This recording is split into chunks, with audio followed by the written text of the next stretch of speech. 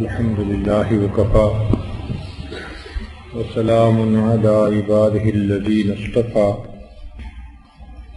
أما بعد أعوذ بالله من الشيطان الرجيم بسم الله الرحمن الرحيم رب هب لي من الصالحين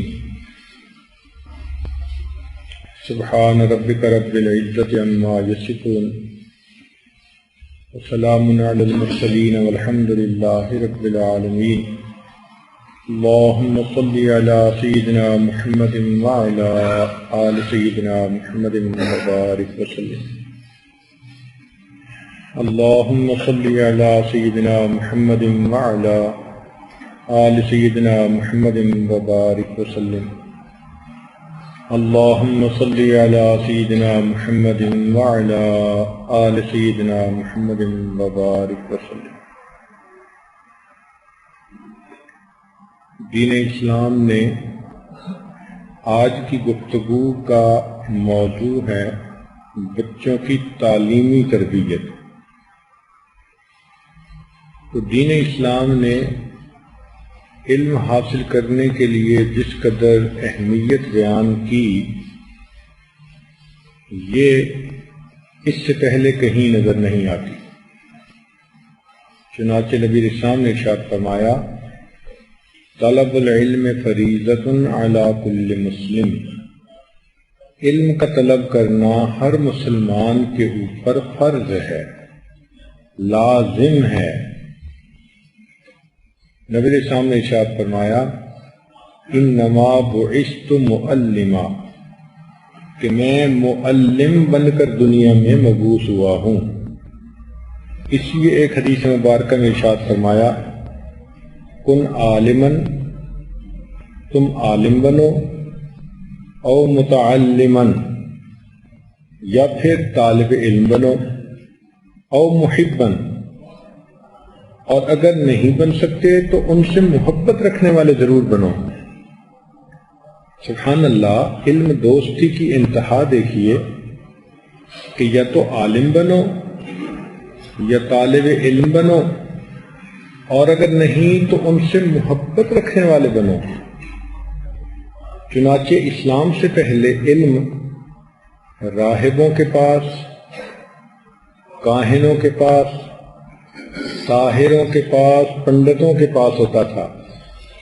یہ دین اسلام کا انسانیت کے اوپر احسان ہے کہ اس نے ان تمام سے علم نکال کر عوام الناس تک پہنچا دیا۔ چنانچہ نبی علیہ السلام نے ارشاد فرمایا، ابن عباس نام روایت کرتے ہیں، بخاری شریف کی روایت ہے، علموا ویسروا ولا تعسروا، کہ تم علم سکھاؤ اور آسانی کرو، تنگی نہ کرو، وبشروا ولا تنفروا، بشارتیں دو، نفرتیں نہ ڈالو، وَإِذَا غَضِبَ أَحَدُكُمْ فَلْيَسْكُتْ، اور اگر تم میں سے کسی کو غصہ آئے تو وہ خاموش ہو جائے۔ اس ایک حدیث مبارکہ میں علم پڑھنے اور پڑھانے والوں کے لیے دیکھو کیا خوبصورت ہدایات ہیں۔ تو نبی علیہ السلام نے حکم فرمایا کہ تم علم سکھاؤ، علم حاصل کرو، آسانیاں کرو، تنگی نہ کرو۔ اگر کوئی آدمی ان کو اپنی زندگی کا اصول بنا لے کہ میں نے اللہ کے بندوں کے لیے آسانیاں کرنی ہیں، تنگی نہیں کرنی، تو زندگی ہی آسان ہو جائے۔ بالفرض اگر کوئی خامن ہی دل میں یہ نیت کر لے کہ میں نے اپنی بیوی کے لیے آسانیاں کرنی ہیں، تنگی نہیں کرنی، تو اس کی بیوی تو جیتے جاگتے جنت پہنچ جائے گی۔ پھر فرمایا بشروا ولا تنفروا، بشارتیں دو، نفرتیں نہ ڈالو۔ اور جب انسان کو کسی بات پہ غصہ آئے تو وہ خاموش ہو جائے، ورنہ عمومی طور پر انسان غصے میں ضرورت سے زیادہ عمل کر جاتا ہے اور گناہگار ہوتا ہے۔ نبی علیہ السلام نے تعلیم کی اہمیت کے پیش نظر صحابہ رضی اللہ تعالی عنہم کو لکھنا پڑھنا سکھایا۔ اس کا طریقہ کار کیا تھا کہ بدر کے قیدی جو نبی علیہ السلام کی خدمت میں حاضر ہوئے تو ان میں ایسے لوگ تھے جو لکھنا پڑھنا جانتے تھے، تو نبی علیہ السلام نے فرمایا کہ اگر آپ لوگ مدینہ کے لوگوں کو لکھنا پڑھنا سکھا دیں گے تو یہ تمہارا فدیہ ہوگا، ہم تمہیں آزاد کر دیں گے۔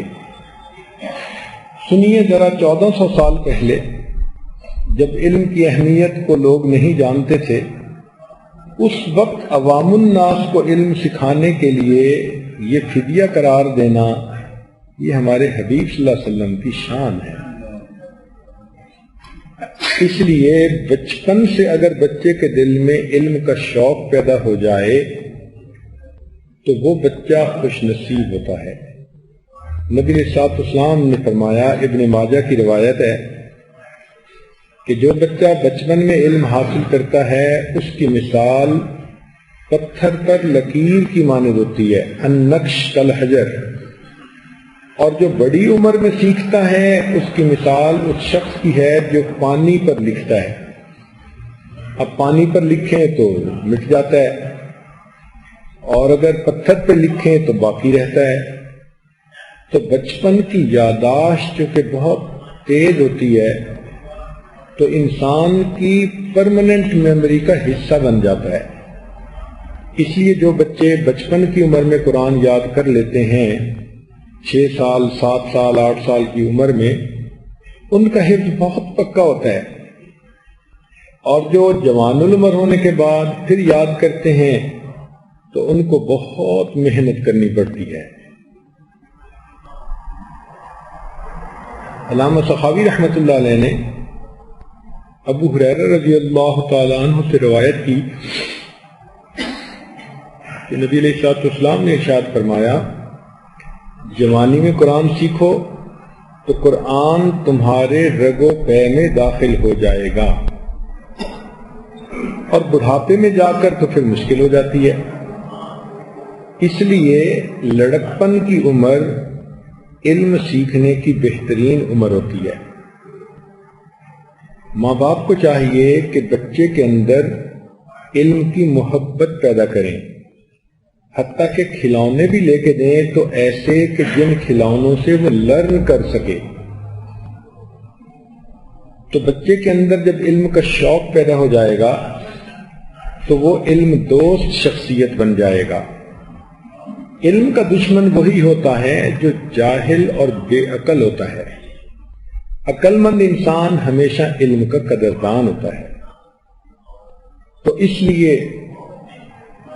ماں باپ بعض اوقات یہ سمجھتے ہیں کہ بچہ چھوٹی عمر میں فقط کھیلے، بڑا ہو کے پڑھ لے گا۔ پڑھنا تو بڑا ہو کر ہی ہوتا ہے، لیکن پڑھنے کا شوق چھوٹی عمر میں اس میں ڈال دیا جاتا ہے، اور یہ عام طور پر مائیں ہی یہ کام سر انجام دیتی ہیں۔ اس لیے ہمارے ہاں بہت چھوٹی عمر میں بچے کو قرآن مجید پڑھنے کے لیے بھیج دیا جاتا ہے۔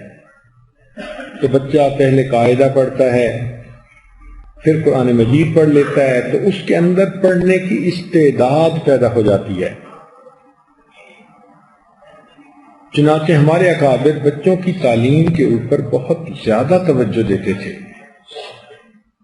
یحییٰ بن حمید الطویل نے دیکھا کہ حماد بن سلمہ بچوں کو حدیثیں سنا رہے ہیں، تو یہ چند مشائخ وقت تھے، محدثین تھے، یہ ان کی خدمت میں پہنچے اور خاموشی سے بیٹھ گئے۔ تو حماد بن سلمہ بچوں کو پڑھاتے رہے۔ کافی دیر کے بعد جب انہوں نے پڑھانا موقوف کیا تو ان مشائخ کی طرف متوجہ ہوئے اور ان سے باتیں کرنے لگے۔ تو یحییٰ نے کہا کہ آپ کے پاس مشائخ وقت آئے تھے، آپ نے ان کی طرف التفات ہی نہیں کیا اور بچوں کو ہی پڑھاتے رہے۔ تو اس پر حماد بن سلمہ نے کہا کہ میں نے اصل میں خواب دیکھا ایک نہر ہے اور میں اس میں ڈول لے کر کھڑا ہوں اور یہ بچے میرے سامنے ایک ایک کر کے آتے ہیں اور میں ان کے ڈول میں نہر سے پانی ڈالتا جا رہا ہوں۔ اس وجہ سے میں نے ان بچوں کو پڑھانے کی طرف زیادہ دھیان دیا۔ حضرت حسن رضی اللہ تعالیٰ عنہ بچوں سے فرمایا کرتے تھے کہ بچوں، تم علم سیکھو، آج تم چھوٹے ہو اور کل تم بڑے بن جاؤ گے۔ اس لیے بچوں کو قرآن و سنت کی تعلیم دینی ضروری ہوتی ہے۔ امام بخاری رحمۃ اللہ علیہ نے 10 سال کی عمر میں حدیث مبارکہ کو حفظ کرنا شروع کر دیا تھا۔ اب دیکھیں 10 سال کی عمر کتنی چھوٹی عمر ہے، لیکن ان کو بہت ساری احادیث یاد ہو گئی تھی۔ چنانچہ وہ فرماتے ہیں کہ میں ایک دن اپنے استاد کی خدمت میں حاضر ہوا تو استاد نے ایک حدیث پاک کی روایت کرتے ہوئے کہا کہ سفیان نے ابو زبیر سے اور اس نے ابراہیم سے نقل کیا۔ تو میں نے کہا کہ حضرت، ابو زبیر نے ابراہیم سے نقل نہیں کیا۔ تو انہوں نے کہا کہ یہ میرے پاس تو اسی طرح لکھا ہے۔ تو میں نے کہا کہ ابو زبیر کی ابراہیم سے ملاقات نہیں، جس زبیر کی ملاقات ہے وہ زبیر عدی ہے جس نے ابراہیم سے نقل کیا ہے۔ چنانچہ استاد اسی وقت اندر گھر میں چلے گئے اور اصل نسخہ لے کر آئے تو جب انہوں نے دیکھا تو اس میں سفیان نے زبیر عدی سے اور زبیر عدی نے ابراہیم سے نقل کیا تھا۔ تو استاد نے کہا کہ اس بچے نے ٹھیک کہا کہ یہاں راوی کے نام میں فرق پڑ گیا۔ اب دیکھیں کہ 10 سال کا ایک بچہ ہے اور وہ اتنے بڑے محدث کی روایت میں راوی کے نام کا ایک فرق نکال لیتا ہے، اس لیے کہ اس کی قوت حافظہ قوی تھی، اللہ کی خاص نعمت تھی اس کو ملی ہوئی۔ کئی مرتبہ پتہ نہیں چلتا کہ کس بچے کو اللہ نے کیا صلاحیتیں دی ہیں، جب علم پڑھنے لگتا ہے تب کھلتی ہیں۔ ہمیں ایک مرتبہ مسکین پور شریف جانے کا موقع ملا تو ہم نے دیکھا کہ وہاں ایک لڑکا تھا، عمر اس کی 11-12 سال کے قریب تھی، اتنا خوبصورت وہ قرآن پاک پڑھتا تھا، اس قدر خوبصورت کہ اللہ اکبر۔ جب وہ بچہ پڑھنے لگتا تھا تو کلاس کے سارے بچے چپ ہو جاتے تھے، استاد خاموش ہو جاتے تھے، حتیٰ کہ دوسری کلاسوں کے طلباء بھی باہر آ کر کھڑے ہو کر اس کی قرات کو سنا کرتے تھے۔ ہم نے ایک مرتبہ عصر کے بعد دیکھا کہ وہ بچہ سورہ یوسف پڑھ رہا ہے مسجد کے صحن میں، اور پورے مدرسے کے طلباء اور اساتذہ اس کے گرد جمع ہیں اور اس کا قرآن سن رہے ہیں۔ اس عاجز نے جب سنا تو اتنا پیارا لگا کہ کوئی 1 گھنٹہ یا اس کے قریب یہ عاجز بھی کھڑا اس کا قرآن سنتا رہا، اور بچے کا حفظ اتنا پکا تھا کہ غلطی تو آنے کا سوال ہی پیدا نہیں ہوتا تھا۔ اس کے استاد نے اس بچے کی عجیب کہانی سنائی، کہنے لگا یہ دیہات کا رہنے والا لڑکا، تو ماں باپ نے 6-7 سال کی عمر میں اس کو بکریاں چرانے پہ لگا دیا۔ چنانچہ 4 سال یہ بچہ دھوپ میں دوپہر کے وقت بکریاں چراتا رہتا۔ اس کا آبادی سے، لوگوں سے کوئی واسطہ ہی نہیں تھا کہ لڑکپن میں ہی اس کو ویرانہ ملا۔ تو بالکل جیسے جانوروں والی کیفیت ہوتی ہے، اس بچے کی عادتیں ایسی ہی تھی۔ اس کا کام یہی تھا کہ صبح اٹھنا ہے اور ناشتہ کرنے کے بعد بکریوں کو ساتھ لینا ہے اور لے کے باہر چلے جانا ہے، اور کھیتوں میں، ویرانوں میں، سردی میں اور گرمی میں بس ان بکریوں کو چرانا ہے، اور سارا دن کا تھکا تھکایا شام کو واپس آنا ہے۔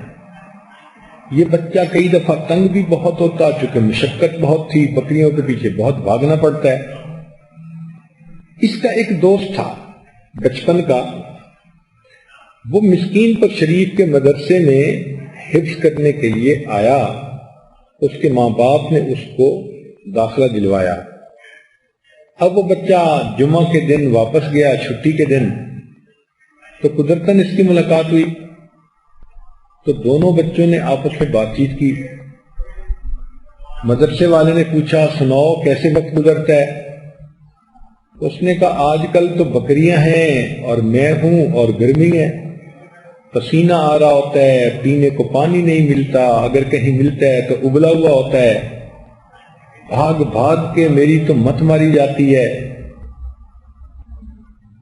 جب اس نے پوچھا کہ تم کہاں ہو تو اس بچے نے بتایا کہ میں تو ایک مدرسے میں قرآن پاک حفظ کر رہا ہوں، اور وہاں تو بجلی کے پنکھے میں بیٹھتے ہیں، سایہ ہوتا ہے، مزے ہوتے ہیں، صبح ناشتہ ملتا ہے، دوپہر کھانا، رات کھانا، ہم تو میاں شہزادوں کی طرح وہاں رہتے ہیں اور بڑی سہولت کی زندگی گزار رہے ہیں۔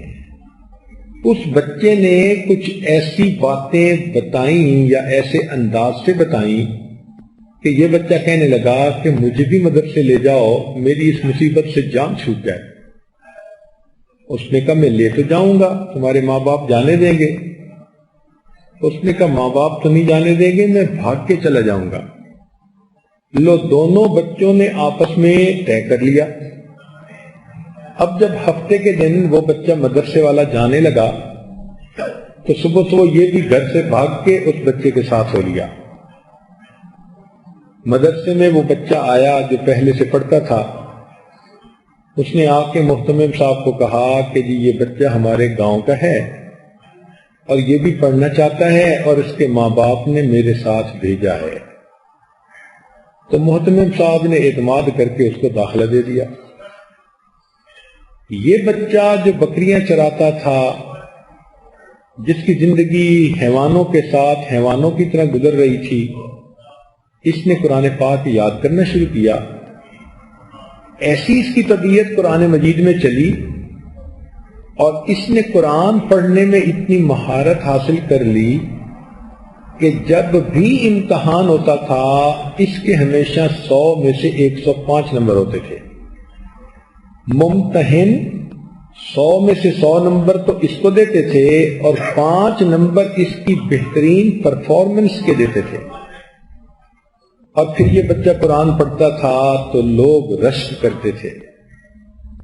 چنانچہ ہم نے اس بچے کو دیکھا، ظاہری شکل میں بالکل نہ شکل تھی نہ عقل نظر آتی تھی، لیکن اللہ نے اس کے اندر کیا صلاحیتیں دی تھیں، وہ اتنا اچھا قاری بنا اور قرآن کے پڑھنے والا بنا کہ اس کا قرآن سنتے تھے تو وہ قرآن لوگوں کا دل مو لیا کرتا تھا۔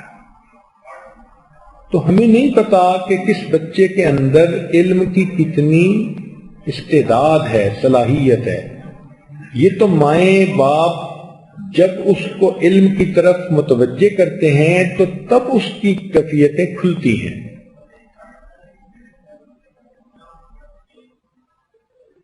تو بچوں کے دل میں علم کی محبت پیدا کرنا یہ والدین کی ذمہ داری ہے۔ یہ نقطہ نوٹ کر لیجئے کہ بچوں کی تعلیمی تربیت میں پہلا کام بچوں میں علم کی محبت پیدا کرنا، اور پھر دوسرا کام متقی استاد کا تلاش کرنا۔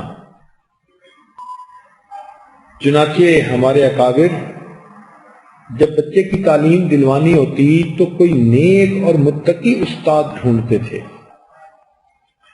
امام محمد رحمت اللہ علیہ ایک نواب کے بیٹے تھے، بہت خوبصورت تھے اور بہت ذہین تھے۔ ان کے والد نے سوچا کہ میں اس کو دین کا عالم بناتا ہوں۔ چنانچہ ابھی نابالغ بچے تھے تو ان کے والد ان کو امام اعظم ابو حنیفہ رحمۃ اللہ علیہ کے پاس لائے کہ حضرت میرے اس بچے کو شاگردی کے لیے قبول کر لیجئے۔ امام ابو حنیفہ رحمۃ اللہ علیہ کی نظر پڑی تو دیکھا کہ ابھی چھوٹا بچہ بے ریش ہے اور بہت خوبصورت ہے اور بہت ہی قیمتی لباس پہنا ہوا ہے، تو ایک نظر میں آپ نے اس کی شخصیت کو پہچان تو لیا، اس لیے قبول کر لیا، مگر اس کے والد کو کہا کہ دو باتیں ہیں، ایک تو جب اس کو آپ پڑھنے کے لیے بھیجیں تو معمولی لباس پہنا کر بھیجیں، قیمتی اور بہت ہی خوبصورت لباس وہ مت پہنائیں کہ طالب علم کو اس کی کیا ضرورت ہے، اور دوسری بات کہ میں اس کو اپنے سامنے نہیں بٹھاؤں گا، اپنے پیٹھ پیچھے بٹھاؤں گا۔ تو والد نے دونوں باتیں مان لی۔ چنانچہ امام محمد رحمۃ اللہ علیہ پڑھنے کے لیے جاتے تو امام اعظم ابو حنیفہ رحمۃ اللہ علیہ ان کو اپنی پیٹھ پیچھے بٹھاتے۔ کیوں؟ یہ ان کا تقویٰ تھا کہ مرد کی نظر غیر محرم عورت پر تو کیا پڑنی، بے ریش بچے کے چہرے پر بھی نہ پڑے۔ اب مرد کے دیکھنے سے بھی شریعت نے منع کیا ہے، تو بچے کو سامنے نہیں بٹھایا، پیٹھ پیچھے بٹھایا۔ چنانچہ امام محمد پیٹھ پیچھے بیٹھتے، سبق لیتے، سناتے، چلے جاتے۔ کئی سال گزر گئے۔ ایک دن امام محمد رحمۃ اللہ علیہ کسی بات پوچھنے کے لیے آئے تو امام ابو حنیفہ رحمۃ اللہ علیہ دیوار کی طرف منہ کر کے بیٹھے تھے اور دھوپ ایسی تھی کہ بندے کا سایہ دیوار پہ پڑتا تھا۔ تو امام محمد رحمۃ اللہ علیہ کا سایہ دیوار پر پڑا تو امام اعظم رحمۃ اللہ علیہ نے دیکھا کہ اس کی تو داڑھی بڑی بڑی ہے، اس کا سایہ نظر آ رہا ہے۔ اب انہوں نے پلٹ کر دیکھا، کہتے ہیں کہ امام ابو حنیفہ کی پہلی نظر اس وقت پڑی جب باپ لے کر آیا، اور دوسری نظر اس وقت پڑی جب اللہ نے ان کو اتنی بڑی سنت کے مطابق داڑھی عطا فرما دی۔ درمیان میں نظر ہی اس کے چہرے پہ نہیں پڑی۔ ایسے متقی استاد، سبحان اللہ۔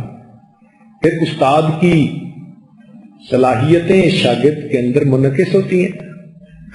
چنانچہ جب امام محمد رحمۃ اللہ علیہ پڑھنے لگے تو امام ابو حنیفہ رحمۃ اللہ نے ایک وقت میں ان سے پوچھا کہ تم قرآن کی فلاں آیت پڑھو، ان کا میں حافظ نہیں۔ تو فرمایا کہ تمہیں پتہ نہیں کہ میرا شاگرد بننے کے لیے حافظ ہونا ضروری ہے، یہ پری ریکویزٹ ہے، آپ جائیں اور حفظ کر کے آئیں۔ تو امام محمد رحمۃ اللہ علیہ چلے گئے اور اللہ کی شان کے ایک ہفتے بعد امام ابو حنیفہ رحمۃ اللہ کے پاس پھر آئے۔ تو امام صاحب سمجھے کہ شاید ملنے کے لیے آئے ہیں، تو پوچھا کہ محمد کیسے آنا ہوا؟ حضرت آپ نے جو حکم دیا تھا میں نے ایک ہفتے کے اندر پورے قرآن مجید کو یاد کر لیا۔ چنانچہ کتابوں میں، کئی کتابوں میں لکھا ہے کہ امام محمد رحمۃ اللہ علیہ اتنے ذہین تھے کہ ایک ہفتے میں قرآن مجید کو یاد کر لیا تھا۔ استاد کا متقی ہونا انتہائی ضروری ہے۔ ایک نکتے کی بات یاد رکھیں کہ استاد اگر مسلمان ہے تو بچے کو بائبل پڑھا کر بھی مسلمان بنا دے گا، اور استاد اگر کافر ہے تو بچے کو قرآن پڑھا کر بھی کافر بنا دے گا۔ یہ استاد کے ہاتھ میں ہوتا ہے۔ چنانچہ کئی جگہوں پر دیکھا کہ کافر استاد ایمان والے بچوں کا ایمان ہی خراب کر دیتے ہیں۔ ہم ایک مرتبہ امریکہ میں تھے تو وہاں ایک MBBS ڈاکٹر تھے، ان کا بیٹا وہ بھی ڈاکٹر بننے کے لیے میڈیکل کالج میں چلا گیا، لیکن اتنا کنفیوزڈ بچہ کہ اس کے باتوں کی ماں باپ کو سمجھ نہیں آتی تھی۔ تو ماں باپ اس کو عمرے کے ارادے سے لے کر مکہ مکرمہ آئے۔ حیرانی کی بات ہے کہ وہ بچہ امریکہ سے چلا ماں باپ کے ساتھ اور مکہ مکرمہ پہنچا اور حرم شریف کے دروازے پر آ کر کھڑا ہو گیا اور ماں باپ کو کہنے لگا کہ آپ لوگ عمرہ کرنا ہے تو کر لیں، مجھے نہیں کرنا۔ ماں رو رہی ہے، باپ رو رہا ہے، سمجھا رہے ہیں، اس نے کہا نہیں کرنا۔ وہ لڑکا حرم کے دروازے سے لوٹ کر واپس امریکہ آ گیا۔ ماں باپ کو اتنا صدمہ کہ وہ بتا نہیں سکتے تھے۔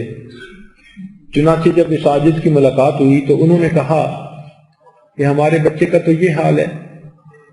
تو اس عاجز نے اس بچے سے ہم کلامی کی تو بچہ بہت جلدی کھل گیا۔ تو باٹم لائن یہ نکلی، اس بچے نے کہا کہ میرا ایک استاد یہودی تھا، میڈیکل کا ٹیچر تھا، ایک مرتبہ اس کے ساتھ میں 10 منٹ کے لیے بیٹھا، اس نے دین اسلام سے مجھے اتنا کنفیوز کیا کہ میرے دل میں خدا کے وجود کے بارے میں بھی ڈاؤٹ آ گیا، یعنی اس نے اس کو دہریہ بنا دیا۔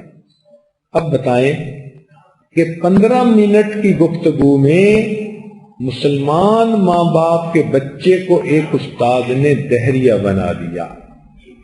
یہ تو اللہ کی شان کہ پھر اس کے ڈاؤٹس کلیئر کر کے ہم نے اس بچے کو کلمہ پڑھایا اور وہ پھر اگلے سال ماں باپ کے ساتھ دوبارہ عمرے کے لیے آیا۔ تو استاد کے اوپر بہت انحصار ہوتا ہے۔ بچہ ماں باپ کی بات کو غلط سمجھ لیتا ہے، استاد کی بات کو غلط نہیں سمجھتا۔ اس لیے کئی لوگ دینی علم پڑھانے کے لیے غیر مقلد قسم کے استاد ان کو چن لیتے ہیں اور وہ بچے کو بالکل کنفیوز کر دیتے ہیں۔ تو نیک متقی استاد کا ڈھونڈنا، صحیح عقائد والا، یہ ماں باپ کی ذمہ داری ہے۔ اس کے بچے کے اندر اثرات ہوتے ہیں۔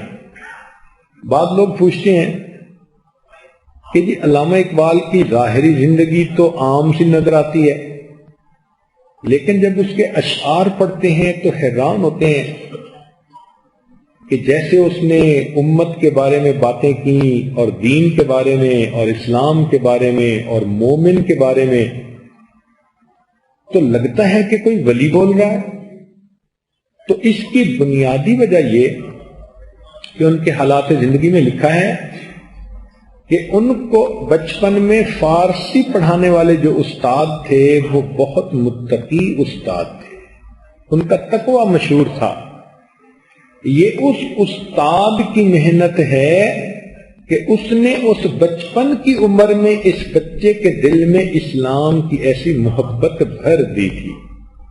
اس نے مولانا روم رحمت اللہ علیہ کا تعارف کروایا، اس نے اولیاء اللہ کی باتیں بتائیں اور اتنا دین کا جذبہ اندر بھر دیا تھا کہ جب یہ بڑے ہو کر ڈاکٹر بننے یو کے چلے گئے تو وہاں بھی جا کر لکھتے ہیں، نہ چھوٹے مجھ سے لندن میں بھی آداب سحر خیزی۔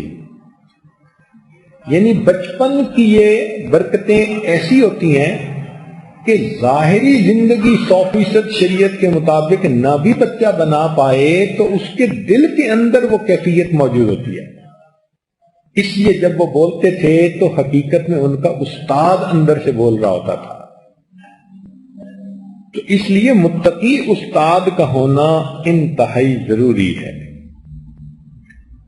تیسری چیز ہے کہ بچے کو عربی زبان سکھانا۔ عربی زبان سے ہمیں اس لیے محبت کرنی چاہیے کہ قرآن مجید عربی میں نازل ہوا، نبی علیہ الصلوۃ والسلام کی زبان عربی تھی، اور تیسری بات کہ جنت میں بھی عربی زبان ہوگی۔ اس لیے ہم کلمہ گو لوگوں کو عربی زبان سے محبت ہونی چاہیے۔ ہر مرد اور ہر عورت کو عربی زبان سیکھنی چاہیے، محبت کی بنا پہ سیکھنی چاہیے تاکہ یہ زبان آ جائے اور اس کے بعد پھر ہمیں قرآن سمجھ میں آ جائے۔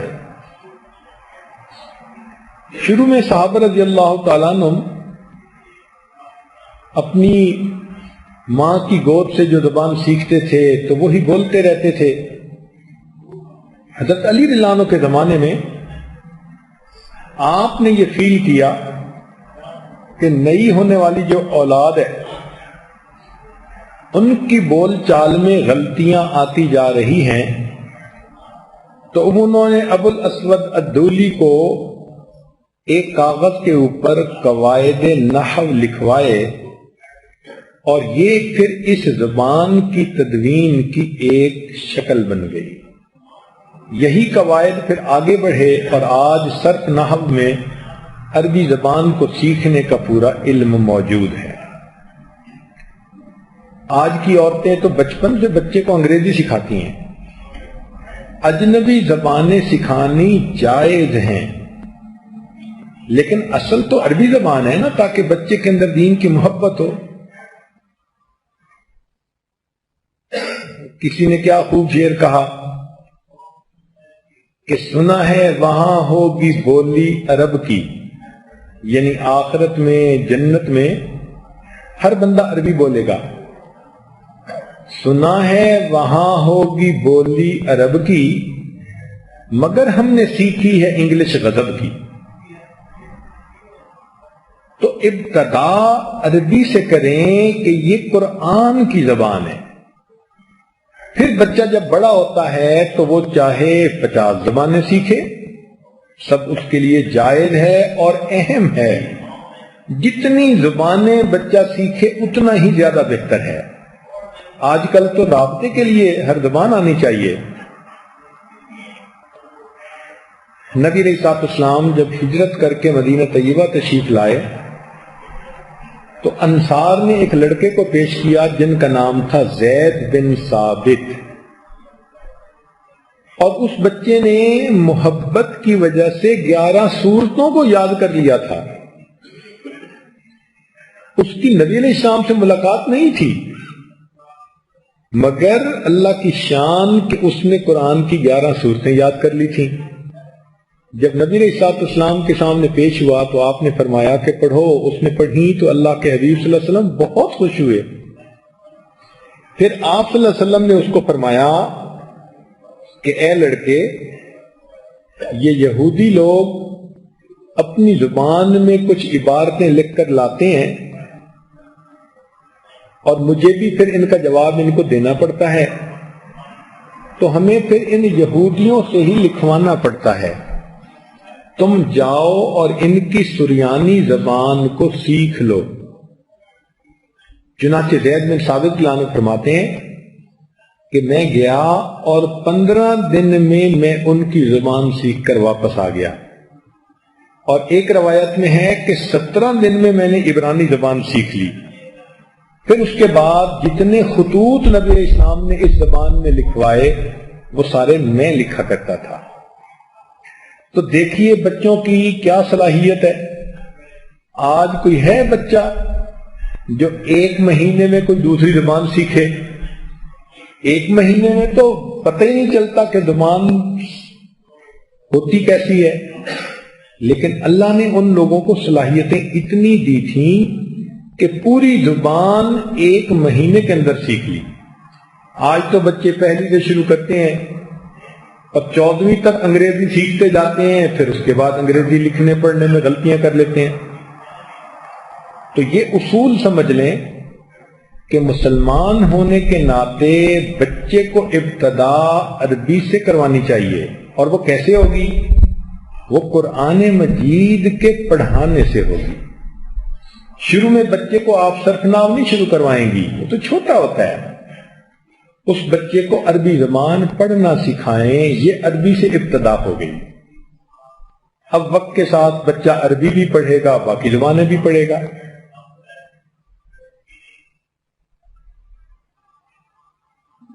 پھر اس بچے کے سامنے علماء کے واقعات کو وقتاً فوقتاً بیان کرتے رہنا یہ بہت فائدے کا ذریعہ ہوتا ہے. کہ ہمارے بزرگوں نے چھوٹی عمر میں کیسے علم حاصل کیا. سفیان بن عیینہ رحمۃ اللہ علیہ فرماتے ہیں ایک مرتبہ وہ حدیث کا درس دے رہے تھے کہ ایک بچہ آیا اور بڑی عمر کے مرد سب بیٹھے ہوئے تھے. ان بڑی عمر کے مردوں نے اس کو اشارے سے پرے کر دیا کہ بھئی تم بچے کچے ہو، جاؤ. جب انہوں نے بچے کو اشارے سے پرے کیا تو سفیان رحمت اللہ علیہ نے اس کو اپنے قریب بلا کر بٹھایا اور آیت پڑھی کذالک کنتم من قبل فمن اللہ علیکم، اور پھر اس کے بعد یہ سب لوگوں کو بتایا کہ دیکھو ایک وقت میرے اوپر ایسا تھا، عمر بھی میری چھوٹی تھی، قد بھی میرا چھوٹا تھا، اتنا چھوٹا قد تھا کہ میں مجلس میں بیٹھتا تھا تو جیسے کسی لکڑی میں کیل گاڑ دیتے ہیں، وہ کیل کی جگہ میں گڑا ہوا ہوتا تھا، اتنا چھوٹا سا تھا، اور میری دوات اخروٹ کی مانند ہوتی تھی اور میری قلم بادام کی مانند ہوتی تھی۔ لیکن میں علم حاصل جب کر گیا تو چھوٹے قد کے باوجود میرا یہ حال تھا کہ جب میں محدثین کی مجلس میں جاتا تو وہ کہتے تھے کہ شیخ صغیر کے لیے جگہ خالی کر دو، یعنی چھوٹا سا بچہ تھا لیکن اس کے پاس علم تھا، تو فرمایا کہ مجھے لوگ شیخ صغیر کہا کرتے تھے۔ امام مالک رحمت اللہ علیہ نے جب پڑھنے کا ارادہ کیا تو ان کی والدہ نے انہیں کالی پگڑی باندھی اور فرمایا کہ بیٹا ربیہ رائے کے پاس چلے جاؤ اور ان سے ادب بھی خوب سیکھو۔ امام مالک رحمت اللہ علیہ فرماتے ہیں یہ وہ زمانہ تھا کہ امام نافع رحمت اللہ علیہ مسجد میں فجر کی نماز پڑھتے تھے اور بیٹھتے تھے اور ان کے قریب کوئی دوسرا بندہ نہیں بیٹھتا تھا، تو میں لڑکا تھا، میں فجر کے بعد ان کے پاس بیٹھ جاتا تو وہ مجھے نبی علیہ الصلوۃ والسلام کی احادیث سناتے تھے اور میں ان احادیث کو یاد کر لیا کرتا تھا۔ یہ سلسلۃ الذہب بنا کہ نبی علیہ الصلوۃ والسلام سے عبداللہ ابن عمر نے روایت کی، عبداللہ ابن عمر سے امام نافع رحمت اللہ علیہ نے روایت کی، اور امام نافع رحمت اللہ علیہ سے امام مالک رحمت اللہ علیہ نے روایت کی۔ امام شافعی رحمت اللہ علیہ بھی اسی طرح بچپن سے ہی علم حاصل کرنے میں لگ گئے، چنانچہ ان کے واقعات تو بہت طویل ہیں، بس اتنی سی بات ہے کہ وہ فرماتے ہیں کہ مجھے امام مالک رحمت اللہ علیہ سے ملنے کا شوق تھا۔ میں مکہ مکرمہ سے مدینہ طیبہ اونٹوں کے قافلے کے ساتھ چلا، ہمیں راستے میں 15 دن لگے اور میں نے 15 دن میں 15 مرتبہ قرآن شریف کو مکمل پڑھ لیا۔ آج ہم مکہ مکرمہ سے مدینہ جاتے ہیں ایئر کنڈیشن گاڑیوں میں 4 سے 5 گھنٹے کے اندر، اور ہم 4 سے 5 پارے نہیں پڑھ پاتے۔ 15 دن میں انہوں نے 15 مرتبہ قرآن مجید پڑھ لیا۔ فرماتے ہیں جب میں مسجد نبی میں پہنچا تو نماز ہوئی، اس کے بعد میں نے دیکھا کہ ایک اونچے لمبے قد کا آدمی ہے، اس نے ایک چادر باندھی ہوئی ہے، ایک لپیٹی ہوئی ہے، اور وہ ایک اونچی سی جگہ پر بیٹھ کر کہنے لگا قال قال رسول اللہ صلی اللہ علیہ وسلم۔ تو میں نے پہچان لیا کہ یہ امام مالک ہیں، میں بھی بیٹھ گیا۔ یہ وہ زمانہ تھا جب امام مالک رحمت اللہ علیہ سامعین کو حدیث مبارکہ لکھوا رہے تھے، چنانچہ سب لوگوں کے پاس دواتیں بھی تھیں، قلم بھی، کاغذ بھی، اور وہ لکھنے میں مشغول ہو گئے۔ میں مسافر تھا، نہ میرے پاس کاغذ، نہ قلم، نہ دوات۔ میں احادیث کو سنتا رہا اور تمنا کرتا رہا کہ میں بھی ان طلباء کی طرح اس کی کتابت کر سکتا۔ مجھے اپنے سامنے ایک تنکا پڑا نظر آیا، میں نے وہ تنکا اٹھا لیا اور اس کو اپنے ہونٹوں کی تری سے لگایا جیسے کہ میں اس کو دوات کی سیاہی میں ڈبو رہا ہوں، اور پھر اپنی ہتھیلی پر لکھنا شروع کر دیا کہ جیسے قلم سے کاغذ پر لکھ رہا ہوں۔ تو میں اسی طرح ان احادیث کو اپنی ہتھیلی پہ لکھتا رہا۔ امام مالک رحمت اللہ نے بھی مجھے دیکھ لیا۔ جب مجلس ختم ہوئی تو لوگ اگلی نماز کی تیاری کرنے کے لیے چلے گئے۔ میرا چونکہ وضو تھا تو میں وہیں بیٹھا رہا۔ تو مجھے امام مالک رحمت اللہ علیہ نے اپنے پاس بلایا، پوچھا کہ ہتھیلی پہ کیا لکھ رہے تھے؟ میں نے کہا احادیث۔ دکھاؤ۔ جب میں نے ہتھیلی دکھائی تو صاف تھی۔ تو امام مالک رحمت اللہ کہنے لگے یہ کیا؟ میں نے کہا جی میں تنکے سے لکھ رہا تھا۔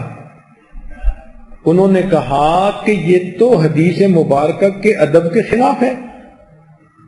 میں نے کہا حضرت میں مسافر ہوں، قلم دوات کاغذ میرے پاس نہیں، میں نے تو ان طلباء سے مشابہت حاصل کرنے کے لیے تنکے سے اپنی ہتھیلی پر لکھنا شروع کیا، حقیقت میں تو میں اپنے دل میں لکھ رہا تھا۔ تو امام مالک رحمۃ اللہ نے فرمایا کہ اچھا، جتنی احادیث میں نے لکھوائی ہیں ان میں سے آدھی مجھے سنا دو۔ امام شافعی رحمۃ اللہ فرماتے ہیں کہ 100 کے قریب احادیث امام مالک نے لکھوائی تھی، میں نے ساری کی ساری متن اور سند کے ساتھ ان کو سنا دی۔ تو امام مالک رحمۃ اللہ فرمانے لگے کہ واقعی اس بچے کو اللہ نے خاص ذہانت عطا فرمائی ہے۔ چنانچہ امام شافعی رحمۃ اللہ علیہ امام مالک رحمۃ اللہ علیہ کے شاگرد بن گئے۔ ایسے ہونہار شاگرد تھے کہ امام مالک بھی حیران ہو جاتے تھے۔ چنانچہ ایک مرتبہ ایک آدمی آیا اور کہنے لگا جی کہ میں نے بلبل بیچنی تھی اور خریدنے والے کو قسم کھا کے میں نے کہہ دیا کہ یہ بلبل سارا دن بولتی رہتی ہے، اور بعد میں مجھے خیال آیا کہ بھائی سارا دن تو نہیں بولتی، چپتی ہوتی ہے، اور میں نے قسم اٹھائی تو میں حانس تو نہیں بنا؟ تو امام مالک رحمۃ اللہ نے فرمایا ہاں تم حانس بن گئے۔ جب امام مالک رحمۃ اللہ نے فتویٰ دیا تو امام شافعی رحمۃ اللہ علیہ بچے تھے، ان کے ایک شاگرد سے کہنے لگے کہ بھائی استاد کے اس فتوے کے اندر مجھے کچھ کلام کی گنجائش نظر آتی ہے۔ اس نے امام مالک رحمۃ اللہ علیہ کو بتلا دیا۔ امام صاحب نے پوچھا کہ کیا؟ سیدھی سیدھی بات ہے۔ اس نے کہا کہ یہ بلبل سارا دن بولتی رہتی ہے، وہ سارا دن تو نہیں بولتی، تو وہ حانس بن گیا، قسم کھائی تھی اس نے۔ تو امام شافعی رحمۃ اللہ نے کہا کہ حضرت آپ سے ہی ہم نے یہ حدیث مبارکہ سنی کہ جب فاطمہ بن قیس نے نکاح کا ارادہ کیا تو ان کے پاس 2 مردوں کے پیغام آئے، ایک ابو جہم رضی اللہ عنہ کا اور ایک معاویہ رضی اللہ عنہ کا۔ تو وہ مشورے کے لیے نبی اسلام کی خدمت میں حاضر ہوئی کہ اے اللہ کے نبی صلی اللہ علیہ وسلم، میرے 2 پرپوزل آئے ہیں، ایک ابو جہم کی طرف سے، ایک معاویہ رضی اللہ عنہ کی طرف سے۔ تو نبی علیہ السلام نے سن کر فرمایا کہ ابو جہم تو کندھے سے لاٹھی اتارتا ہی نہیں، یعنی بعض لوگ ہوتے ہیں نا سخت مزاج ہوتے ہیں، ہر وقت لات میں لاٹھی رہتی ہے، تو ان کے بارے میں نبی علیہ السلام نے فرمایا کہ ابو جہم تو کندھے سے لاٹھی اتارتا ہی نہیں، اور معاویہ کے پاس مال نہیں، بالکل ہی کلاش ہے۔ تو اب اس حدیث میں نبی علیہ السلام نے جو فرمایا تو یہ عرفاً بتلایا کہ ابو جہم کے پاس اکثر و بیشتر لاٹھی رہتی تھی، یہ مطلب نہیں تھا کہ لاٹھی کندھے سے اترتی نہیں تھی، نہ دن میں نہ رات میں، نہ سوتے نہ جاگتے۔ تو اگر عرف میں نبی علیہ السلام نے یہ بات فرما دی تو عرف میں اگر اس بندے نے بھی کہہ دیا کہ یہ بلبل سارا دن بولتی رہتی ہے تو مطلب یہی لیا جائے گا کہ دن کا اکثر حصہ بولتی ہے، تھوڑی دیر خاموش ہوتی ہے، یہ حانس نہیں بنے گا۔ تو امام مالک رحمت اللہ علیہ یہ بات سن کر حیران ہوئے۔ پھر جتنے دن یہ وہاں رہے انہوں نے علم حاصل کیا۔ فرماتے ہیں پھر میں وہاں سے کوفہ کی طرف چلا علم حاصل کرنے کے لیے، تو امام مالک رحمت اللہ علیہ نے اپنے پیسوں سے مجھے اونٹ کرائے پر لے کر دیا اور مجھے فرمایا کہ اے لڑکے، تیرے دل میں اللہ نے ایک نور کو روشن کر دیا ہے، تو گناہوں کی وجہ سے اس نور کو بجھا نہ دینا۔ یہ اصل نعمت ہے جو استاد شاگرد کے دل میں بھرتا ہے. جو امام مالک رحمت اللہ علیہ نے فرمایا کہ تمہارے دل میں اللہ نے ایک نور کو روشن کر دیا ہے، اب تم گناہوں کی وجہ سے اس نور کو ضائع نہ کر دینا. اور یہ چیز اسی وقت ہوتی ہے جب متقی استاد ہو. اب یہاں پر نقطہ یہ پیدا ہوتا ہے کہ ہر بچہ تو حافظ عالم نہیں بنتا. اکثر و بیشتر تو بچے سکولوں میں کالجوں میں جا کر پڑھتے ہیں عصری تعلیم.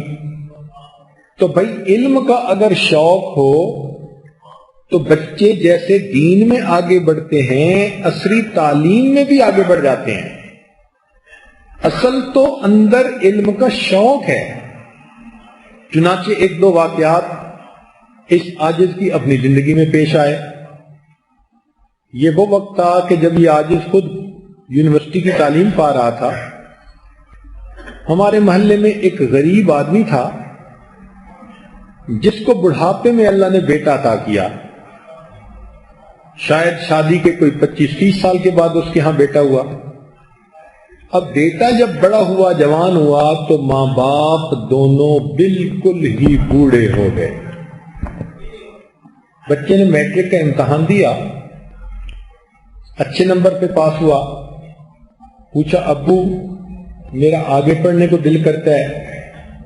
باپ نے کہا بیٹا میں بیمار ہوں، مزدوری کر نہیں سکتا، ماں بھی تیری بوڑھی ہے اور ہمارا کوئی سہارا نہیں، تو بہتر یہ ہے کہ تم پڑھنے کا شوق نہ رکھو، گھر کی بیٹھک کے اندر ایک چھوٹی سی کریانے کی دکان بنا لو. بچے نے دیکھا کہ واقعی بات تو ٹھیک ہے، تو اس نے گھر کے بیٹھک کے اندر کریانے کی دکان بنا لی. چند 100 روپے کا اس نے میٹیریل والد نے لے کر دیا جو رکھا. محلے والے چونکہ ان کی غربت سے واقف تھے تو ہمدردی کے طور پر ان سے چیزیں خرید لیتے تھے کہ ان کو کچھ نفع ہوگا، ان کے لیے گزارا ہو جائے گا. اب بچہ سارا دن دکان پر بیٹھتا، اللہ کی شان کام اس کا چلنے لگ گیا، حتیٰ کہ کچھ پیسے اس کے پاس جمع ہو گئے. اس کو پڑھنے کا شوق تو تھا ہی صحیح. اس نے FSC کی کتابیں خریدی. اب وہ فارغ وقت میں دکان پر بیٹھ کر FSC کی کتابیں پڑھتا.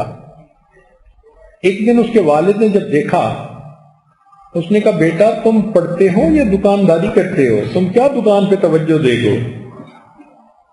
لو جی، اب وہ دوسروں کے سامنے پڑھ بھی نہیں سکتا تھا، لہذا جب وہ شام کو دکان بند کرتا تو پھر باپ سے کہتا جی کہ میں نے دوستوں کے پاس کھیلنے جانا ہے، سارا دن بیٹھ بیٹھ کے تھک گیا ہوں. والد اجازت دے دیتا اور یہ بچہ کالج کے دوستوں کے پاس جا کر ان کے پاس بیٹھ کر پڑھنے لگتا. ان سے پوچھتا کہ پروفیسر نے کیا پڑھایا، تم نے کیا سیکھا، خود پڑھ لیتا. لو جی، اس بچے نے اپنے ماں باپ کی نظروں سے اوجھل ہو کر FSC کی پوری تیاری کر لی. اب امتحان دینے کا وقت تھا. اس نے رابطہ کیا ہم سے کہ میں نے پرائیویٹ تیاری کی ہے تو کالج والے تو میرا داخلہ نہیں بھیجیں گے. تو ہم لوگوں نے اپنے بڑے بھائی اور کچھ اور پروفیسر حضرات کی وساطت سے پرنسپل صاحب کو یہ گزارش کی کہ اس بچے نے پرائیویٹ تیاری کی ہے، آپ اس کا امتحان لے لیں، ٹیسٹ لے لیں. اگر آپ کو محسوس ہو کہ یہ بچہ پاس ہونے والا ہے تو اس کا داخلہ بھجوا دیں، اور اگر نہیں تو پھر نہ کر دیں. پرنسپل صاحب بھی اچھے آدمی تھے، انہوں نے ایک دو پروفیسر حضرات کے ذمہ لگایا. انہوں نے رپورٹ دی کہ جی بچے تعلیمی طور پر بہت ہونہار ہے. لو جی، اس کا داخلہ بھیج دیا گیا. اب جب امتحان کے دن آئے تو بچے نے اپنے والد سے کہا کہ ابو 1 ہفتہ مجھے ذرا خریداری کرنی پڑے گی کچھ چیزوں کی، تو آپ میری مدد کرنا دکانداری میں تاکہ میں چیزوں کی خریداری اچھی اور کم قیمت پہ کر لوں۔ باپ نے کہا بہت اچھا۔ چنانچہ وہ صبح اپنے گھر سے نکلتا اور اس نے کچھ چیزوں کی لسٹ بنائی ہوئی ہوتی، وہ شہر میں ایک دکاندار کو دے دیتا جو تھوک کا دکاندار تھا، اور اسے کہتا کہ بھئی یہ چیزیں نکال رکھنا، میں آتا ہوں، اور سیدھا وہاں سے کالج جاتا اور وہاں جا کے وہ پیپر دیتا۔ پیپر دینے کے بعد واپس آتا اور چیزیں لے کر گھر آ جاتا تو والد سمجھتے کہ میرا بیٹا سارا شہر گھوم گھوم کے چیزوں کو ڈھونڈ کے لایا ہے۔ ایک ہفتہ بچے نے گزار لیا اور پیپر بھی سارے دے دیے۔ اب اللہ کی شان دیکھیں کہ جب رزلٹ آیا تو اخبار میں اس لڑکے کی فوٹو چھپی، محلے داروں نے اس کے والد کو مبارکباد دی کہ جی آپ کے بیٹے نے تو پورے بورڈ میں پوزیشن لے لی۔ وہ کہیں میرا بیٹا تو دکاندار ہے، وہ کہیں دیکھو اخبار میں اس کی تصویر ہے۔ اس بچے نے پرائیویٹ طور پر اتنی محنت کی کہ ایف ایس سی کے اندر پورے بورڈ کے اندر اس نے پوزیشن حاصل کر لی۔ اب جب محلے والوں کو پتا چلا تو پھر انہوں نے اس بچے کے لیے کوشش کی، تو ہم نے ایک انڈسٹریل فرم تھی جو اسکالرشپ دیتی تھی، ان کو کہہ کے اس کا اسکالرشپ بھی لگوا دیا، اور ایک گورنمنٹ سے بھی اس کا اسکالرشپ جاری ہو گیا۔ تو اس کے والد کو سمجھایا کہ دیکھیں آپ کو تو مہینے کا خرچہ چاہیے نا، آپ کو گھر بیٹھے بٹھائے اسکالرشپ کے پیسے ملتے رہیں گے، آپ اپنی زندگی گزاریں، بچے کو کیوں دکان پہ باندھتے ہیں؟ یہ پڑھنے کا شوق رکھتا ہے تو اس کو انجینئرنگ یونیورسٹی میں داخلہ مل رہا ہے، اس کو داخلہ ہونے دیں۔ والد نے اجازت دے دی۔ ایک اسکالرشپ سے وہ بچہ اپنے خرچے پورے کرتا اور دوسرے اسکالرشپ سے وہ والدین کے گزارے کی خدمت کرتا۔ 4 سال اس نے یونیورسٹی میں پڑھا، حتیٰ کہ وہ الیکٹریکل انجینئر بنا۔ پھر اللہ رب العزت نے اس کو ایس ڈی او کی پوزیشن دے دی۔ ایک وہ وقت بھی آیا جب اسی شہر کے اندر وہ ایکسین بنا اور اس کے پاس کار بھی تھی اور کوٹھی بھی تھی، اور وہ اپنے ماں باپ کو لے کر اس کوٹھی میں منتقل ہوا، اور اس کے بعد شہر کے معزز لوگوں میں اس بچے کا شمار ہوتا تھا۔ اب دیکھو کہ وہ بچہ ماں باپ سے چھپ کے پڑھ رہا ہے، مگر اس کے اندر علم حاصل کرنے کا شوق تھا، اور اس وجہ سے دکانداری سے ترقی کر کے اللہ نے اس کو پورے شہر کی معزز ہستیوں میں شامل فرما دیا۔ تو اصل چیز تو علم کی محبت ہوتی ہے۔ ایک لڑکی کا واقعہ سن لیجئے۔ ہم کالج میں پڑھتے تھے تو ہمارے ایک عربی کے پروفیسر تھے، بہت نیک دیندار تھے۔ ان کی بیٹی میٹرک تک تو لڑکیوں کے سکول میں پڑھی، میٹرک کے بعد سائنس کی جو ہے وہ تعلیم کے لیے کو ایجوکیشن تھی، لڑکے اور لڑکیوں کو اکٹھا پڑھنا پڑتا تھا۔ جو گرلز کالج تھا اس میں فقط آرٹس کے مضامین پڑھائے جاتے تھے، کیونکہ ایسی پروفیسر ڈھونڈنا مشکل تھا جو فزکس کیمسٹری وغیرہ پڑھا سکیں۔ تو پروفیسر صاحب نے کہا اپنی بیٹی کو کہ بیٹی، میں لڑکوں کے اس کالج میں خود عربی کا پروفیسر ہوں، دین دارانہ میری وضاقتہ اور زندگی ہے، اور تم میری بیٹی ہو اور وہی پروفیسروں سے لڑکوں کے ساتھ بیٹھ کے پڑھو گی تو مجھے اچھا نہیں لگتا۔ تو بیٹی نے جب دیکھا کہ والد کے دل میں یہ بات ہے تو اس نے کہا ابو ٹھیک ہے، میں کالج میں داخلہ نہیں لیتی۔ وہ لڑکی گھر بیٹھ گئی۔ ایک دن اپنے ابو سے کہنے لگی کہ ابو، میں سارا دن فارغ ہوتی ہوں، مجھے آپ ایف ایس سی کی میڈیکل کی کتابیں لے کر دے دیں، میں گھر بیٹھے پڑھتی رہوں گی، میرا وقت گزر جائے گا۔ لو جی، ہمارے پروفیسر صاحب نے اپنی بیٹی کو میڈیکل کی کتابیں لے کر دے دیں، پری میڈیکل کی، اور وہ بچی گھر پڑھتی، کئی جگہوں پر وہ اٹک بھی جاتی۔ اس نے ریکویسٹ کی کہ ابو کسی پروفیسر کے پاس ٹیوشن رکھ دیں۔ باپ نے کہا کہ بیٹی میں نہیں چاہتا کہ تم لڑکی ہو کسی مرد سے پڑھو، جوان العمر ہو۔ تو وہ کہتی کہ اچھا ابو یہ مجھے بات سمجھ نہیں آئی، تو آپ کالج تو جاتے ہی ہیں، تو باٹنی اور زولوجی کے فلاں پروفیسر سے اس کے بارے میں پوچھ کے آئیں۔ اب مزے کی بات سنیے کہ باٹنی کا کویسچن اور عربی کے پروفیسر پوچھنے کے لیے پروفیسر کے پاس جاتے، اور وہ پروفیسر عربی کے پروفیسر کو باٹنی کے سوال سمجھاتا۔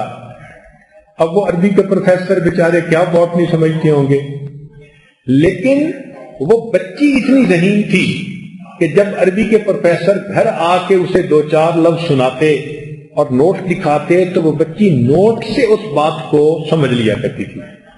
اس طرح سے اس بچی نے گھر میں پڑھا اور بالآخر اس کا کالج سے داخلہ چلا گیا، اور جب اس نے امتحان دیا تو اس نے پورے کالج میں ٹاپ کیا، حتیٰ کہ پھر فاطمہ جناح میڈیکل کالج ایک ایسا کالج ہے جو میڈیکل کی تعلیم فقط لڑکیوں کو دیتے ہیں، وہ بچی پھر وہاں داخل ہوئی، آج وہ بچی لیڈی ڈاکٹر بنی ہوئی ہے۔ حیران ہوتے ہیں کہ اس بچی کے دل میں شوق تھا، اس نے گھر بیٹھ کر میڈیکل کی تعلیم حاصل کر کے داخلہ لے لیا، اور آج وہ میڈیکل ڈاکٹر بن کے زندگی گزار رہی۔ تو عصری تعلیم ہو یا دینی تعلیم ہو، اصل چیز علم کا شوق ہے۔ یہ شوق بھرنا ماں باپ کی ذمہ داری، اور اس کے لیے اچھے استاد کا ہونا معاون بنا کرتا ہے۔ لہذا ماں باپ کو چاہیے کہ اپنے بچے کے لیے اچھے استاد کو ڈھونڈیں اور اس کے پاس بچے کو تعلیم دیں، تو بچہ پھر علم کی نعمت کو حاصل آسانی سے کر لے گا۔ امام ابو یوسف رحمت اللہ علیہ ایک غریب باپ کے بیٹے تھے۔ بات بڑی مزے کی ہے، توجہ سے سننے والی ہے۔ ایک غریب باپ کے بیٹے تھے، بچپن میں والد کی وفات ہو گئی، تو والدہ نے کہا کہ بیٹا تم کوئی ہنر سیکھ لو، میں بیوہ عورت ہوں، مجھے گھر سے نکلنا نہ پڑے اور گھر میں مجھے کچھ کھانے کو مل جائے۔ تو والدہ نے ان کو ایک دھوبی کے پاس بھیجا کہ وہاں جا کے کپڑے دھونا سیکھ لو۔ لو جی، بیٹا دھوبی کے پاس کپڑے دھونے کے لیے جا رہا ہے۔ راستے میں امام اعظم ابو حنیفہ رحمت اللہ علیہ کا گھر تھا اور ان کی وہاں مجلس ہوتی تھی۔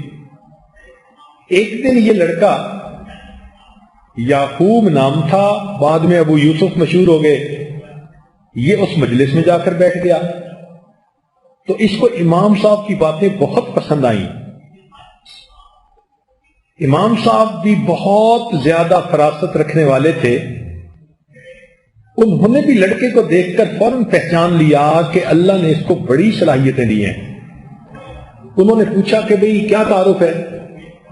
کہ جی والد فوت ہو گیا، اکیلی والدہ ہیں، اس نے مجھے دھوبی کے پاس بھیجا کہ کپڑے دھونے کا فن سیکھو۔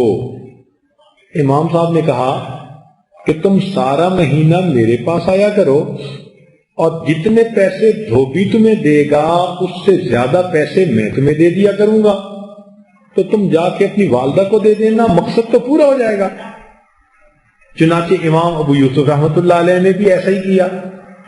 اب یہ سارا دن تو امام صاحب کے پاس گزارتے، اور مہینے کے بعد تنخواہ کے پیسے لے کر اپنی والدہ کو جا کر دے دیتے۔ جب والدہ کو پیسے ملنے لگے تو وہ مطمئن زندگی گزارنے لگی۔ کئی سال گزر گئے، حتیٰ کہ یہ جوان العمر، بڑی عمر کے ہو گئے۔ ایک دن والدہ کو پتہ چلا کہ میرا بیٹا تو کپڑے دھونا جانتا ہی نہیں۔ اس نے پوچھا بیٹے کیوں؟ اماں میں تو علم حاصل کرتا ہوں۔ اور پیسے تو مجھے استاد دے دیتے ہیں، وہ میں آپ کو لا کے دے دیتا ہوں۔ تو ماں نے کہا کہ بیٹا تم کپڑے سیکھو، کپڑے دھونا سیکھو تاکہ تمہارے اپنے آمدنی کا ذریعہ ہو۔ چنانچہ امام ابو یوسف رحمۃ اللہ کی والدہ ان کو ساتھ لے کے امام اعظم رحمۃ اللہ علیہ کے پاس آئیں اور ان سے کہا کہ میرے بیٹے کو آپ نے پڑھنے پڑھانے پہ لگا دیا، بہتر تھا کہ یہ کپڑے دھونے کا فن سیکھتا۔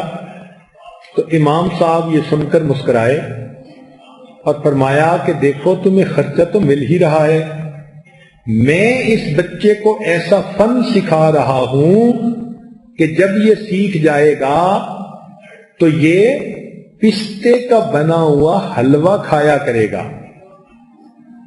اب امام صاحب کی اس بات کو اس بوڑھی عورت نے سمجھا کہ شاید مذاق کر رہے ہیں، وہ چپ ہو گئی، مگر خرچہ مل رہا تھا، اس نے زیادہ مشکل پیدا نہیں کی۔ تو امام ابو یوسف رحمۃ اللہ علیہ امام اعظم کے ہونہار شاگرد بنے، حتیٰ کہ امام بن گئے۔ اور ایک وہ وقت بھی آیا جب وقت کے بادشاہ کو ملک کے چیف جسٹس کی ضرورت تھی، تو اس نے امام ابو حنیفہ رحمۃ اللہ سے مشورہ کیا، تو آپ نے امام ابو یوسف کو اس کے لیے تجویز کیا۔ چنانچہ امام ابو یوسف رحمۃ اللہ علیہ اپنے وقت کے چیف جسٹس بن گئے، پورے ملک کے چیف جسٹس۔ ہارون رشید ایک مرتبہ بیٹھا تھا تو کسی نے امام ابو یوسف کو کھانے کے لیے کوئی چیز لا کر دی۔ امام صاحب نے پوچھا کیا؟ تو ہارون رشید نے کہا کہ جو بندہ بھی چیف جسٹس بنتا ہے، کیونکہ اس کو دماغی کام کرنا ہوتا ہے، لہذا اس کو حکومت کے خزانے کی طرف سے کھانے کے لیے یہ چیز دی جاتی ہے، اور یہ ہم بادشاہوں کو بھی کبھی کبھی ملتی ہے۔ امام صاحب نے پوچھا کیا؟ کہنے لگا پستے کا بنا ہوا حلوہ۔ امام ابو یوسف رحمۃ اللہ فرماتے ہیں اس وقت مجھے بات یاد آئی، کلندر ہر چے گویت دیدہ گویت، کہ امام ابو حنیفہ رحمۃ اللہ علیہ کی فراست نے بچپن میں یہ پہچان لیا تھا کہ اس علم کی وجہ سے اللہ مجھے کن عظمتوں سے نوازے گا۔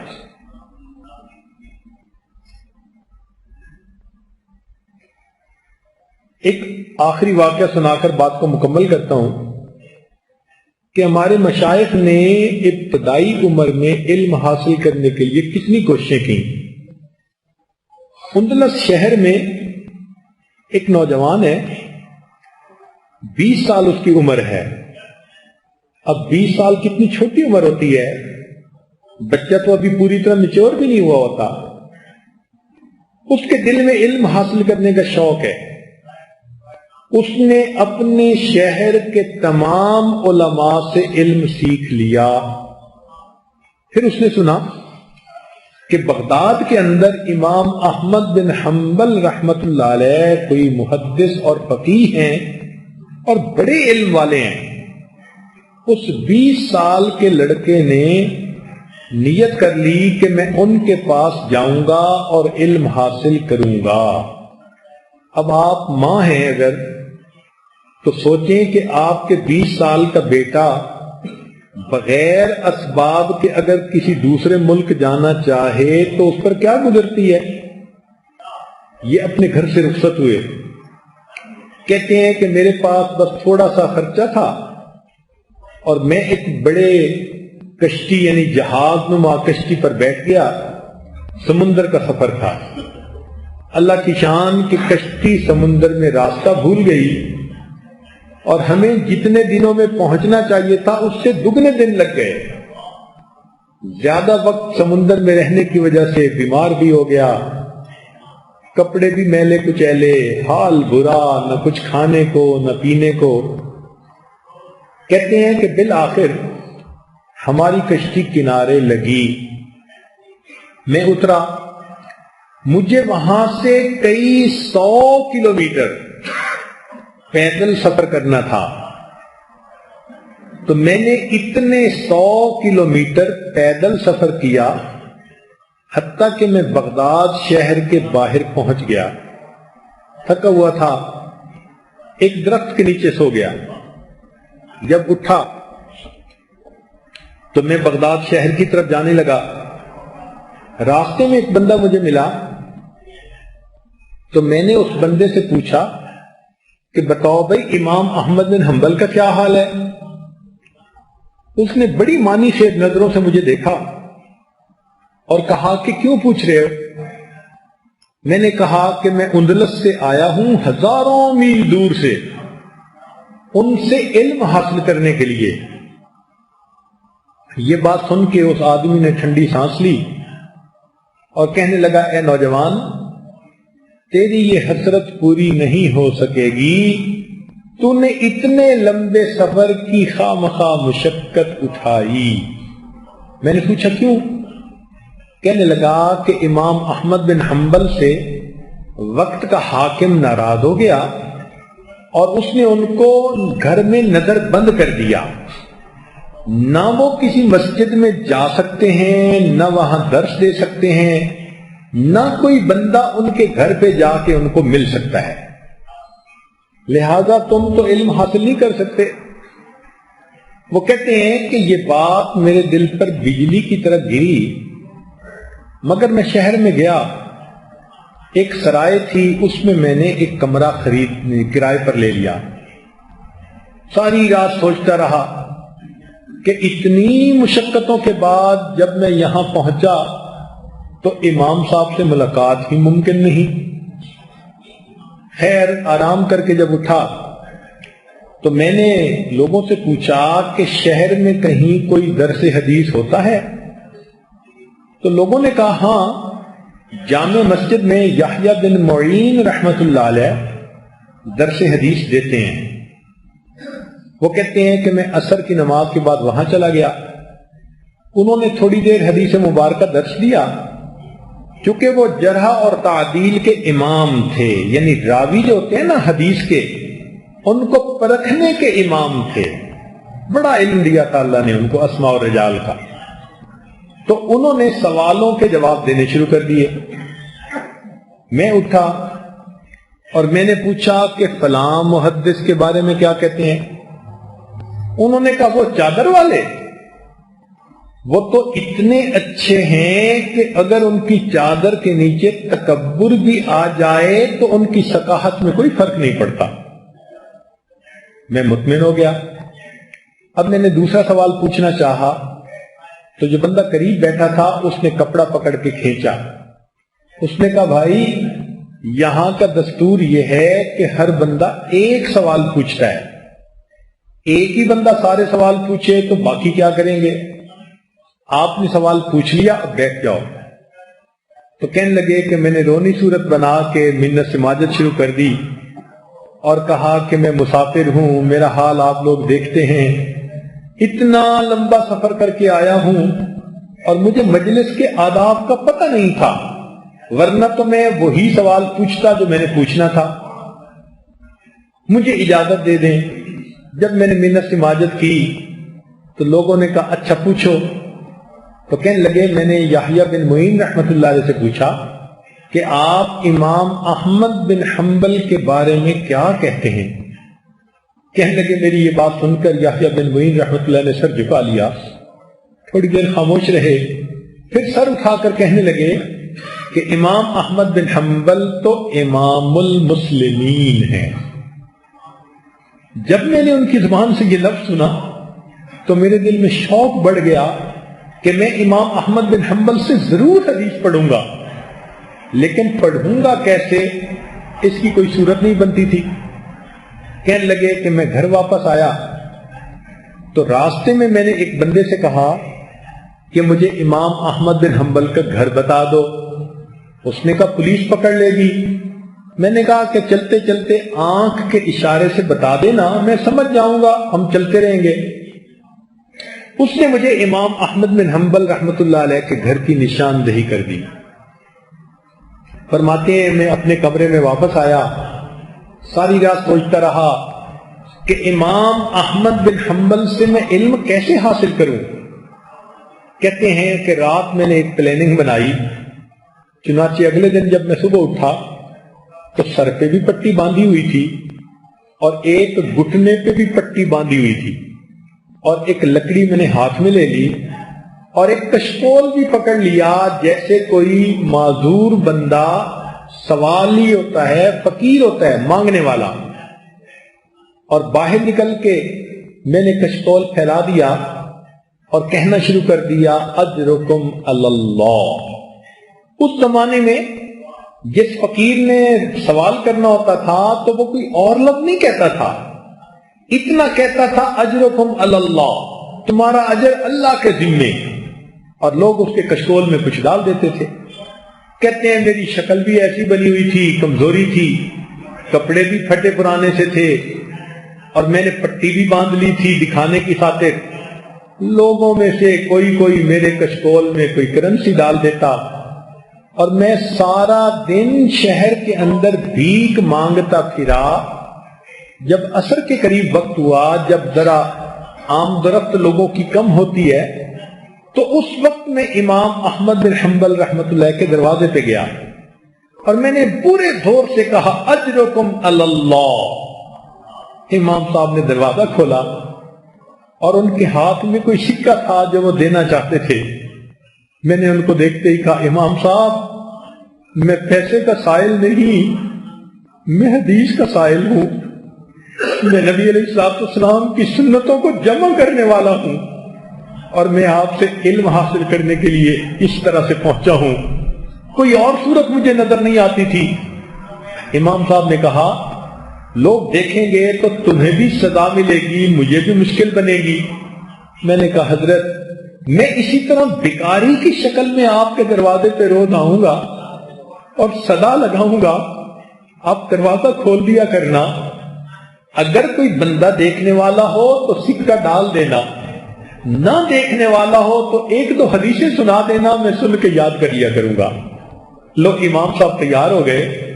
کہتے ہیں کہ پورا سال میں شہر کے اندر بھیک مانگتا رہا، لوگ مجھے بھکاری سمجھتے تھے، میں لوگوں کی طرح طرح کی نظریں برداشت کرتا تھا، مگر شام کو میں اپنے استاد کے دروازے پر پہنچتا اور جب اجرکم اللہ کہتا تو امام صاحب دروازہ کھولتے، لوگ ہوتے تو سکہ ڈال دیتے، نہ ہوتے تو مجھے کچھ حدیثیں سنا دیتے، میں ان کو زبانی یاد کر لیتا۔ ایک دفعہ سننے کے بعد ایک سال میں نے کئی سو حدیثیں ان سے یاد کر لی۔ اللہ کی شان کہ اس دوران حاکم فوت ہو گیا۔ نیا حاکم جو تھا اس کو امام احمد بن حنبل رحمۃ اللہ علیہ سے بڑی عقیدت تھی، اس نے حضرت کی نظر بندی بھی ختم کر دی اور مسجد میں ان کا درس حدیث بھی شروع کروا دیا۔ جب پہلے دن امام احمد بن حنبل رحمۃ اللہ علیہ مسجد میں درس کے لیے آئے تو کہتے ہیں کہ میں بھی انہی پھٹے کپڑوں میں آپ کے سامنے آ کر ذرا دور بیٹھنے لگا۔ امام صاحب کی نظر پڑی، فرمایا لوگو اس بچے کو میرے قریب آنے دو، علم کا اصل طالب تو یہی انسان ہے۔ ایسے بھی ہمارے لوگ گزرے، 20 سال کی جوانی کی عمر شہوات کی عمر ہوتی ہے، شہوانی مستانی نفسانی زندگی گزارنے کو جی چاہتا ہے۔ یہ اللہ کا وہ بندہ اس ابتدائی جوانی میں سارا دن بھیک مانگتا ہے، شام کو میں اپنے استاد سے 2-3 حدیثیں پڑھ لوں گا۔ سبحان اللہ، یہ علم کا شوق بھی عجیب چیز ہے۔ کل قیامت کے دن جب علماء کھڑے ہوں گے، اللہ تعالیٰ پوچھیں گے تم نے میرے دین کا علم سیکھنے کے لیے کیا کیا؟ اصحاب صفہ کھڑے ہوں گے، اللہ جسم پہ کپڑے پورے نہیں ہوتے تھے، نبی علیہ السلام تشریف لاتے تھے، ہم ایک دوسرے کی اوٹ میں ہو جاتے تھے، میرے آقا کی نظر میرے بدن پہ نہ پڑ جائے۔ اس حال میں ہم نے علم پڑھا، وہاں یہ نوجوان بھی کھڑا ہوگا، اس کا نام تھا بقی الدین ابن مخلد رحمت اللہ علیہ۔ یہ علم حاصل کرنے کے لیے بھیک مانگا کرتا تھا۔ اللہ تعالی ہماری اولادوں کو بھی علم کا شوق عطا فرما دے اور ان کو دین کے علم سے بہرہ ور فرما دے۔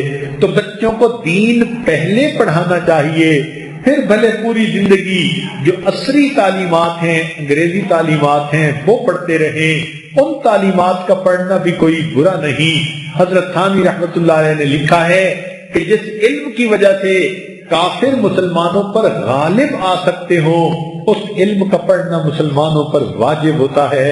لہذا آج کی دنیا میں سائنس پڑھنا، میڈیکل کالج میں جانا، انجینئرنگ میں جانا، یہ بھی ہم اپنے بچوں کو ضرور تعلیم دیں تاکہ وہ اسلام کی سربلندی کے لیے زندگی گزار سکیں۔ اللہ تعالی ہمیں اور ہمارے اہل خانہ کو علم کا یہ شوق عطا فرمائے۔ وآخر دعوانا ان الحمد للہ رب العالمین۔ تھوڑی دیر کے لیے مراقبہ کر لیجئے، آنکھوں کو بند کر لیجئے، سر کو جھکا لیجئے، دنیا اور جو کچھ دنیا میں ہے اس سے ہٹ کٹ کے اللہ رب العزت کی یاد میں ڈوب جائیے۔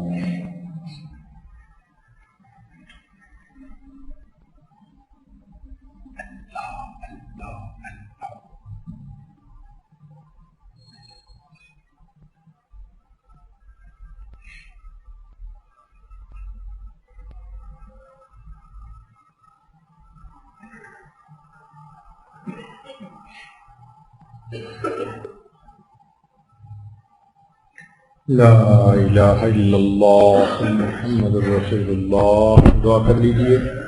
سبحان ربی جلال الوہاب، اللہم صلی علی سیدنا محمد وعلی آل سیدنا محمد وبارک وسلم۔ ربنا ظلمنا انفسنا وان لم تغفر لنا وترحمنا لنکونن من الخاسرین۔ اے مالک، ہم آپ کے عاجز مسکین بندے ہیں، ہمارے گناہوں کو معاف فرما، خطاؤں سے درگزر فرما، عیبوں کی پردہ پوشی فرما۔ اللہ علم کے نور سے ہمارے سینوں کو روشن فرما کہ ہم کے دن ہمیں طلباء کی قطار میں کھڑا فرما۔ اے کریم آقا، رحمتوں کا معاملہ فرما۔ اے رب کریم، اولاد کے غموں سے محفوظ فرما، اولاد کے دکھوں سے محفوظ فرما۔ رمضان مبارک کے یہ آخری ایام ہیں، اے کریم آقا ہماری مغفرت فرما۔ اے اللہ، بابرکت راتیں ختم ہونے کو آ رہی ہیں، مہربانی فرما دیجیے۔ آپ کے در کے سائل ہیں، منگتے ہیں، میرے مولا مہربانی کر دیجیے۔ جھولیاں پھیلائے بیٹھے ہیں، نیک مرادوں کو پورا کر دیجیے۔ بے اولادوں کو اللہ نیک اولاد عطا فرما، جو صاحب اولاد ان کی اولادوں کو نیکوکار بنا، فرما بردار بنا، ماں باپ کی آنکھوں کی ٹھنڈک بنا۔ جن گھروں میں جوان بچے بچیاں موجود ہیں ان بچوں کے مستقبل کو روشن فرما، ماں باپ کے لیے فرض ادا کرنے آسان فرما۔ اے کریم، ہماری ان دعاؤں کو اپنی رحمت سے قبول فرما۔ ربنا ظلمنا انفسنا وان لم تغفر لنا وترحمنا لنكونن من الخاسرین۔ صلی اللہ تعالی علی حبیبہ سیدنا محمد وآلہ واصحابہ اجمعین برحمتک یا ارحم الراحمین۔